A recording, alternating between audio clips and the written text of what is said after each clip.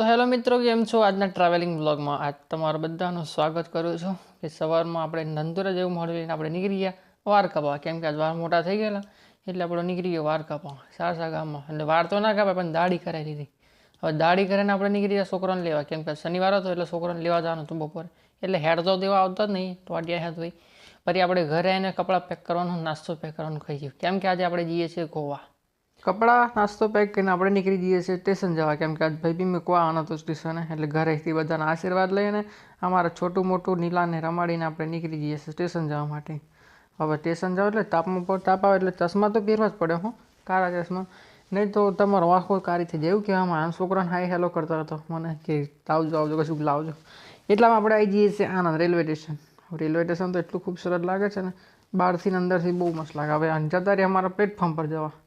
હું ને મારા મિત્રો આમ ટોટલ 40 જણા જઈએ છીએ ગોવા. ટ્રેનમાં બેસી ગયા. હવે ટ્રેનમાં બેસતા બેસતા તો ભૂખ લાગી એટલે કેરીઓ વાળવા મળી આપણા ગોપાલભાઈ. ભૂખ લાગે તો કેરીઓ ખાઈને એન્જોયમેન્ટ કરતા જ હતા ને એટલામાં અમને દેખાય છે સનસેટ પોઈન્ટ. તે અંદાજથી એટલો ખતરનાક દેખાય છે ને, તમે એકવાર વ્યૂ જુઓ કેટલો સરસ દેખાય છે.